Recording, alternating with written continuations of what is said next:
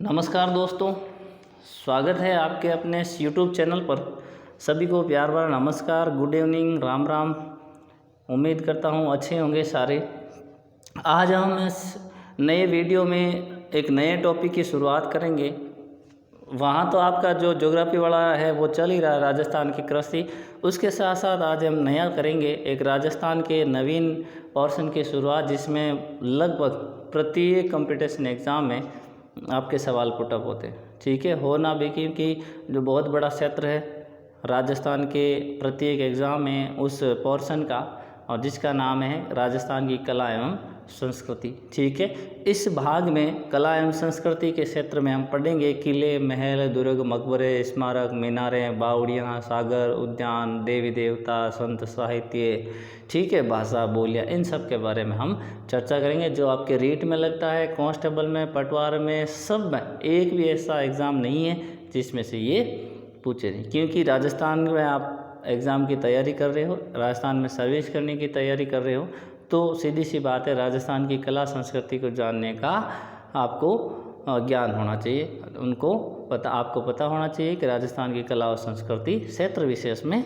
क्या महत्व रखती है। ठीक है, क्योंकि वर्तमान समय में पहले जो राजवंश है, राजस्थान के रियासतें हैं, उनसे ज़्यादा क्वेश्चन पुटअप हो रहे थे। लेकिन वर्तमान परिप्रेक्ष्य में ये देखा जा रहा है कि राजस्थान की कला संस्कृति में से बहुत सारे आपके क्वेश्चन पुटअप होते हैं। देख लेना, एड्रेस बोर्ड की जो एग्ज़ाम होते हैं उनमें से तो खूब सारे क्वेश्चन निकल के आते हैं।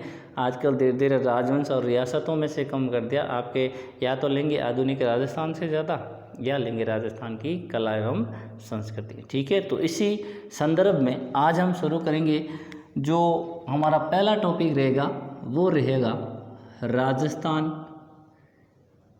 के प्रमुख दुर्ग। क्या रहेगा? राजस्थान के प्रमुख दुर्ग, चाहे दुर्ग कह दो या किले कह दो या गढ़ कह दो। ठीक है, तो पहले हम राजस्थान के दुर्गों के बारे में हम बेसिक जानकारी पता करेंगे कि क्या दुर्ग कितने प्रकार के होते हैं, शुरुआती तौर पर कैसे विभाजित किए गए थे, फिर किन किन विद्वानों ने किस किस प्रकार से विभाजित किए गए थे।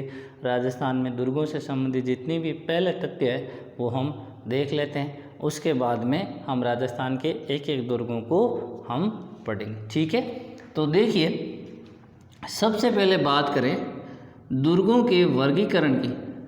किनकी? दुर्गों के वर्गीकरण की। तो सर्वप्रथम हमें मनुस्मृति में, किस में मिलते हैं? मनुस्मृति में दुर्गों का वर्गीकरण मिलता है। इसी मनुस्मृति में हमें किले, गढ़ और दुर्ग के बारे में जानकारी मिलती है। पहला पॉइंट यहीं से निकल के आ रहा है। दुर्गों का वर्गीकरण सबसे पहले में किस में मिलता है हमें? तो मनुस्मृति में। किस में मिलता है? मनुस्मृति में। मैं आपके लिए एक सवाल छोड़ रहा हूँ, आप मुझे लास्ट में बताना कमेंट बॉक्स में, नवकोटि क्या है? मैं आपके लिए सवाल छोड़ रहा हूँ शुरुआत में, बाद में मैं बता दूंगा आपको कि नवकोटि क्या। तब तक आप हम बताना कि नवकोटि किसे कहते हैं। ठीक है, तो आइए वापस। सबसे पहले मनुस्मृति में दुर्गों का वर्गीकरण किया गया, जिसमें किले, गढ़ और दुर्ग के बारे में जानकारी दी गई। ऐसा माना जाता है को जो सीमावर्ती क्षेत्र होते थे, जो सीमांत प्रदेश होते थे, जिनकी सीमा अन्य राज्यों से लगती थी, उनके आसपास में जो किले जो भवन बनाए जाते थे वो क्या कहलाए? किले। फिर है सामंतों के पास में या धरातल पर, सीधे धरातल पर जो भवन बनाए जाते थे उन्हें क्या कहा गया? गढ़। और फिर है जो मुख्य राजधानी होती थी, जहाँ राजा निवास करता था, वहाँ क्या बनाए गए थे? दुर्ग। ठीक है, राजा निवास स्थान। ठीक है, हालांकि ऐसा माना जाता है, कहीं लिखा हुआ नहीं है, प्रूफ नहीं है, केवल किंवदंती है कि इस प्रकार से इनका निर्माण होता था। ठीक है, तो मेन बात यही है कि हमें दुर्गों का सबसे पहले वर्गीकरण कहाँ मिला? मनुस्मृति में। उसके बाद देखिए नेक्स्ट बात करते हैं हम सबसे पहले दुर्गों के अवशेष कहाँ मिले? क्या मिले? ये तो हो गए दुर्गों के वर्गीकरण की बात। तो सबसे पहले दुर्गों के अवशेष, ठीक है, दुर्गों के अवशेष मिले थे हमें हड़प्पा सभ्यता से। किस सभ्यता से? हड़प्पा सभ्यता कह दो, चाहे सिंधु घाटी सभ्यता कह दो, चाहे आपकी हड़प्पा सभ्यता कह दो, कांस्य युगीन सभ्यता कह दो, सप्त सिंधु सभ्यता कह दो, सारी की सारी एक ही सभ्यता है। हड़प्पा सभ्यता में हम देखते हैं कि हड़प्पा के नगरों को सुरक्षा की दृष्टि से हम दो भागों में बांटते हैं। एक वो नगर, जैसे मान लीजिए आपका नगर है, एक वो नगर जिसके चारों तरफ परकोटा घेरा गया था, परिधि खींची गई थी, और कुछ जगह तो दोहरी परिधि मिली थी, और कुछ नगर बिल्कुल ही परिधि विहीन थे। क्या थे? परिधि विहीन थे। उसी के आधार पर हमारे सामने दुर्गों के सबसे पहले अवशेष है। कब?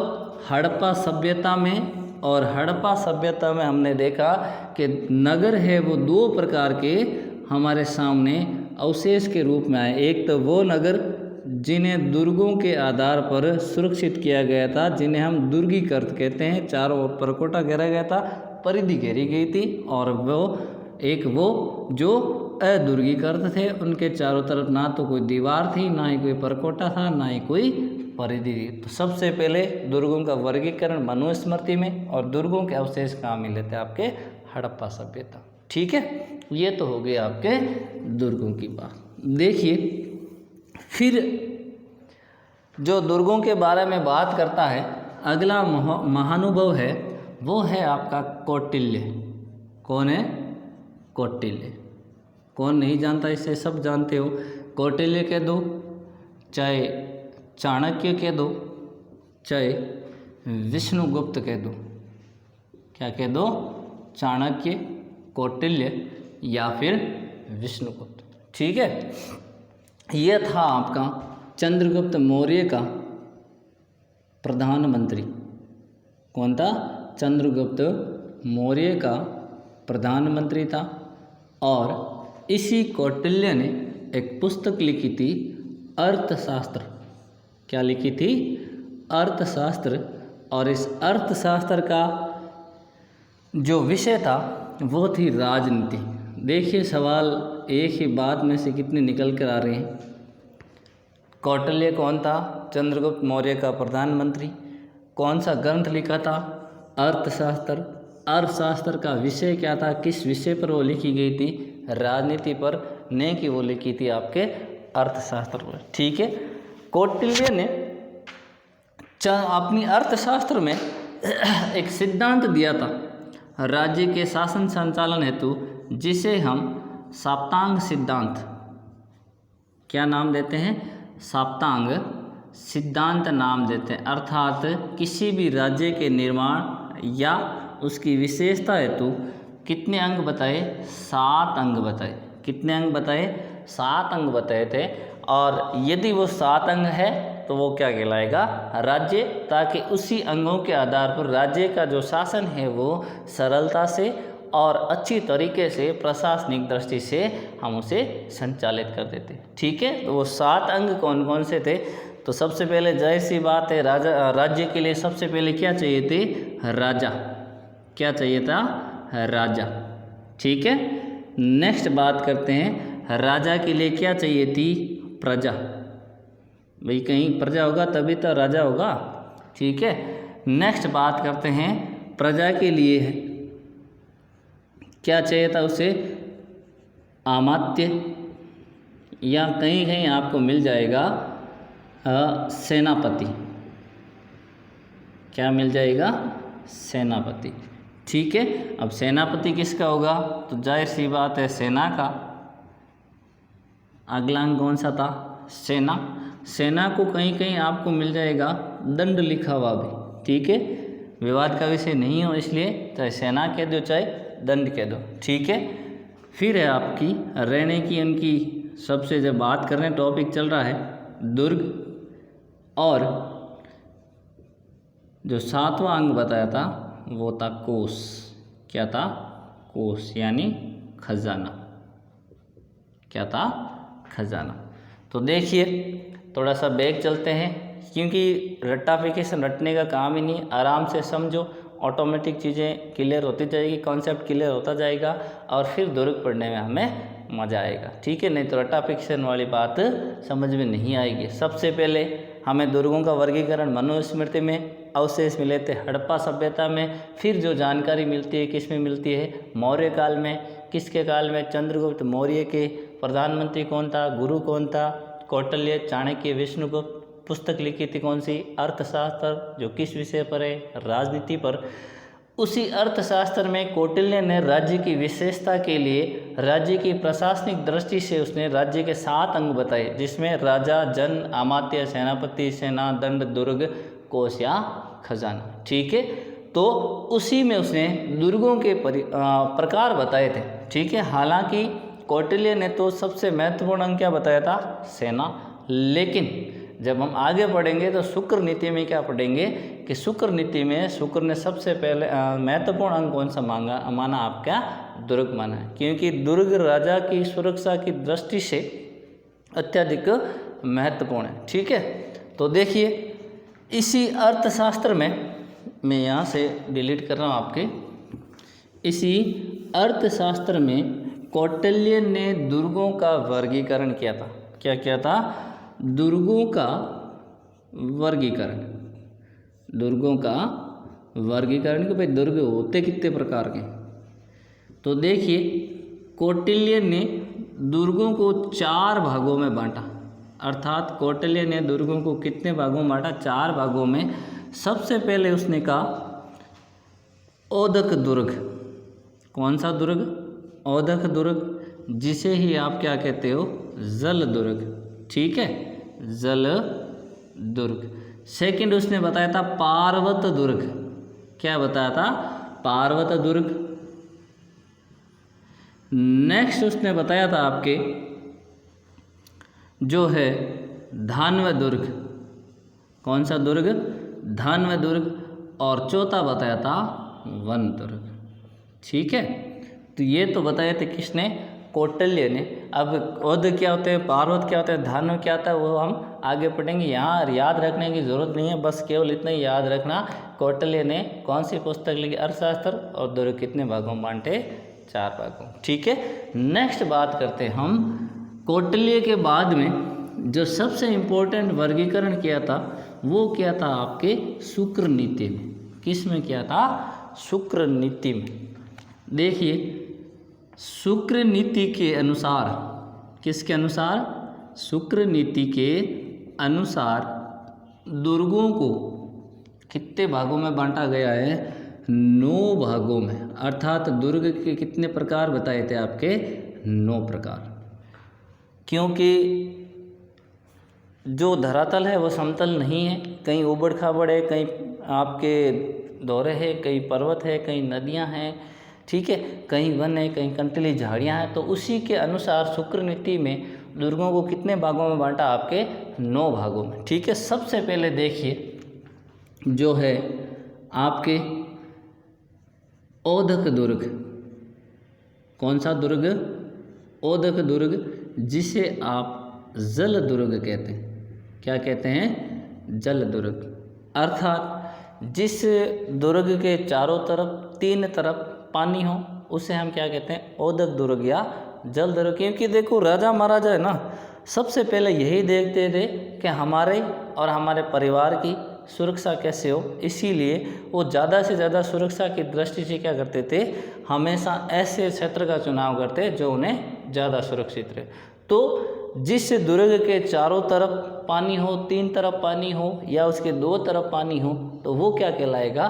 जल दुर्ग या औदक दुर्ग। ठीक है, आपके कांस्टेबल 13 में पूछा गया था कि राजस्थान में औदक दुर्ग का उदाहरण कौन सा? उस समय जल दुर्ग नहीं दिया गया था। ठीक है, तो औदक दुर्ग का सीधी सी बात है, आप पढ़ते हो अक्सर, राजस्थान का गागरोन कहाँ पे है?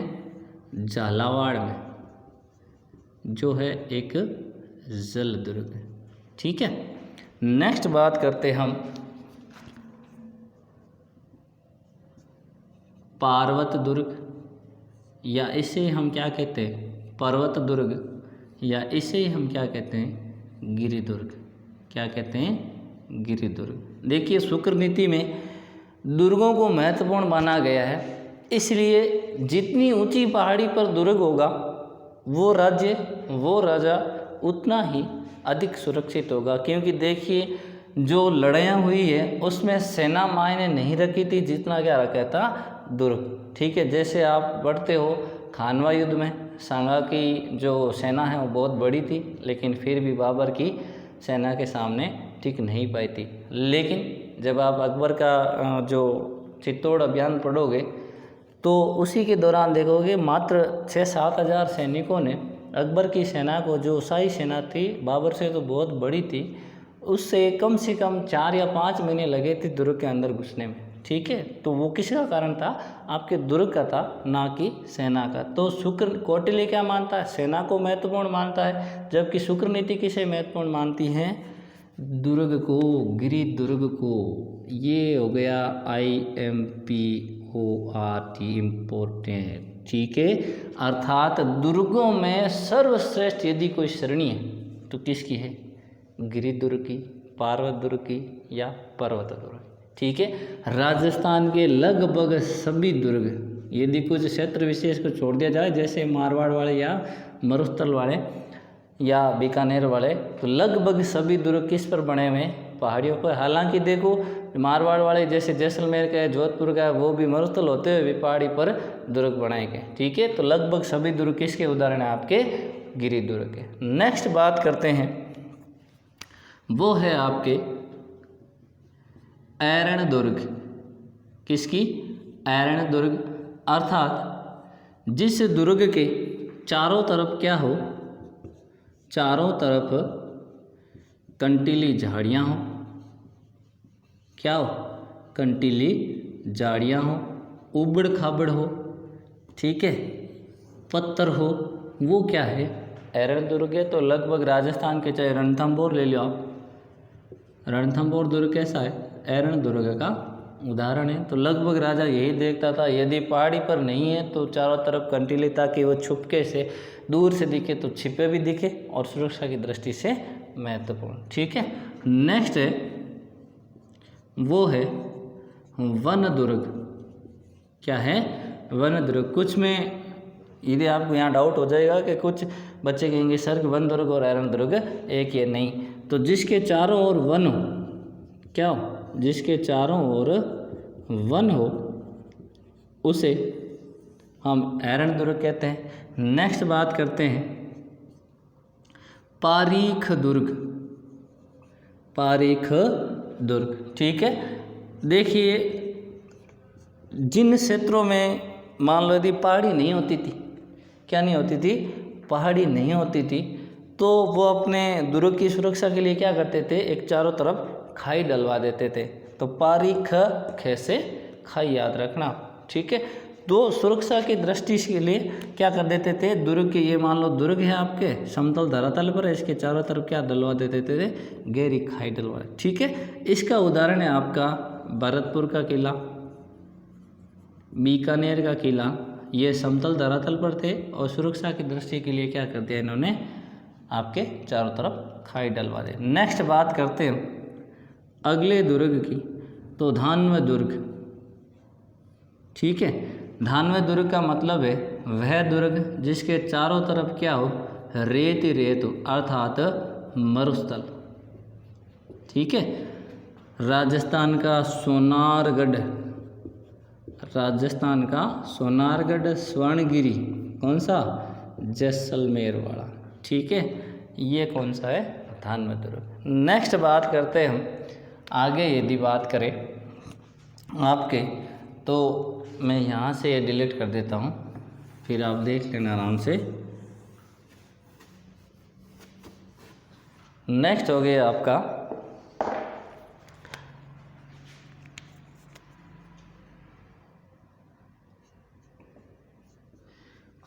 पारीध, क्या हो गया, पारीध दुर्ग, ठीक है। जिसके चारों तरफ क्या हो, परिधि हो, क्या हो, जिसके चारों तरफ परिधि हो, परकोटा हो, क्या हो, परकोटा हो, चार दीवारी हो बड़ी बड़ी। अब देखो प्रत्येक लगभग किले में आपको क्या मिल जाएगी, परिधि मिल जाएगी, परकोटा मिल जाएगी, बड़े बड़े 8-10 फीट की परकोटे से घिरी हुई, ताकि कोई भी दुश्मन की सेनाएं अंदर नहीं आई। जैसे देखिए राजस्थान का जो कुंभलगढ़ दुर्ग है उसकी बहुत बड़ी दीवार है। कहा जाता है कि चीन के बाद में जो राजस्थान की कुंभलगढ़ वाली दीवार है वो अत्यधिक फेमस है, वो अंतरिक्ष से दिखाई देती है। ठीक है, चीन के बाद में विश्व में सबसे कहीं लंबी दीवार तो कौन सी आपकी, कुंभलगढ़, इसीलिए इसे भारत की महान दीवार कहा जाता है। ठीक है, नेक्स्ट बात करते हैं हम कौन से आपके सैन्य दुर्ग की। किस दुर्ग की, सैन्य दुर्ग की, या इसे ही हम क्या कहते हैं, सहाय दुर्ग।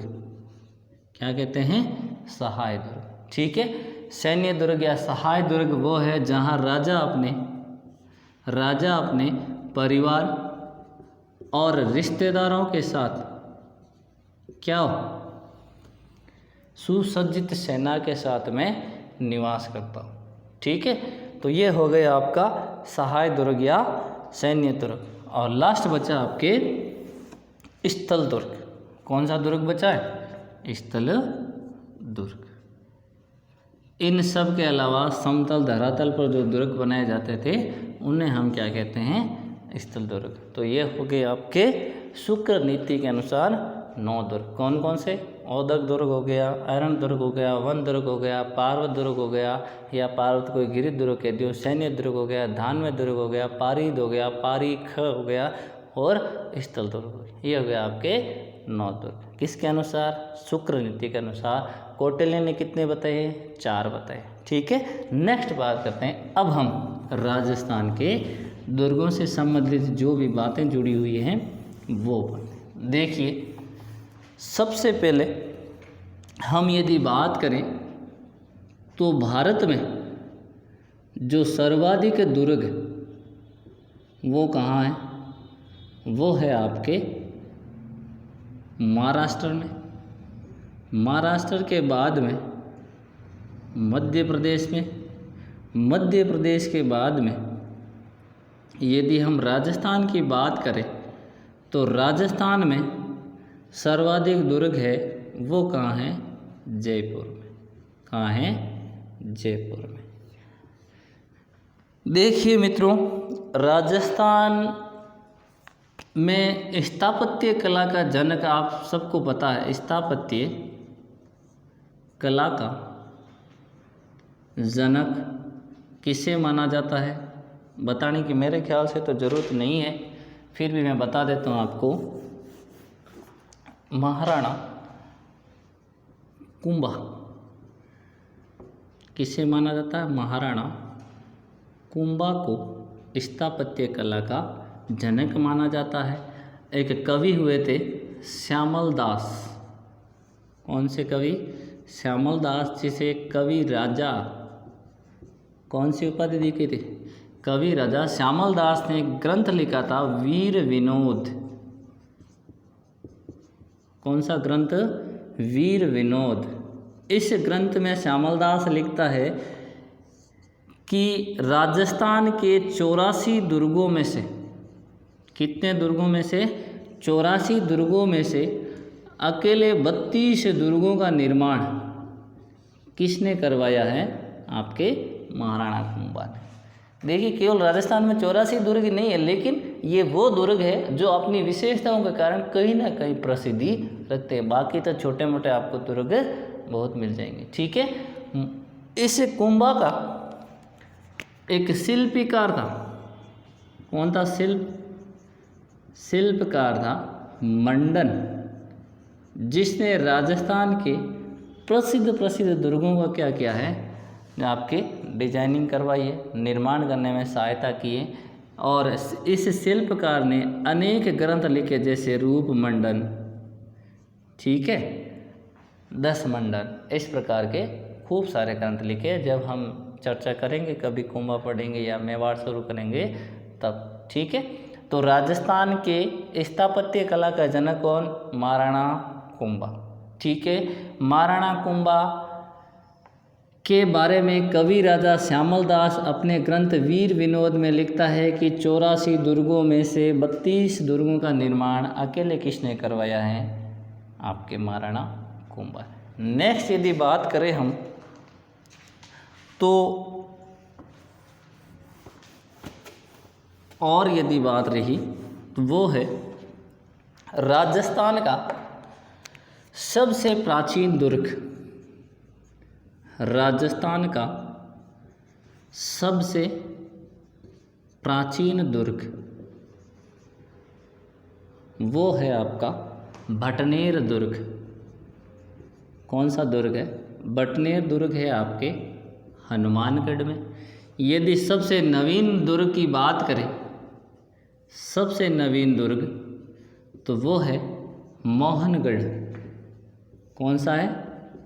मोहनगढ़ दुर्ग है आपके जैसलमेर में। दूसरा सबसे नवीन यानी इसके बाद में कौन सा है तो वो है आपका भरतपुर वाला। कौन सा है? भरतपुर वाला।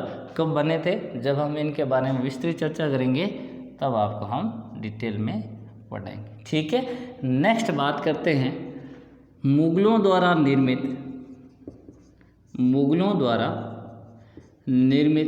एकमात्र दुर्ग तो ये है आपका अकबर का किला। अकबर का किला। ठीक है। इस किले की नींव रखी थी आपकी दादू दयाल ने। किसने रखी थी? दादू दयाल। कहाँ है अकबर का किला? अजमेर में। AJMER। ठीक है। नेक्स्ट बात करते हैं अंग्रेजों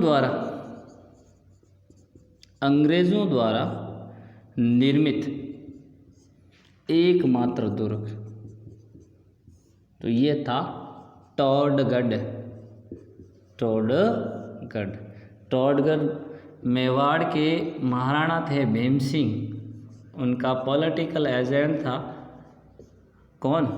कर्नल जेम्स टोड। उसी के सम्मान में ये भीम सिंह द्वारा जेम्स टोड के नेतृत्व में बनाया गया था। सर्वाधिक यदि स्थानीय आक्रमण की बात करें, सर्वाधिक स्थानीय आक्रमण तो वो हुए थे आपके तारागढ़ पर।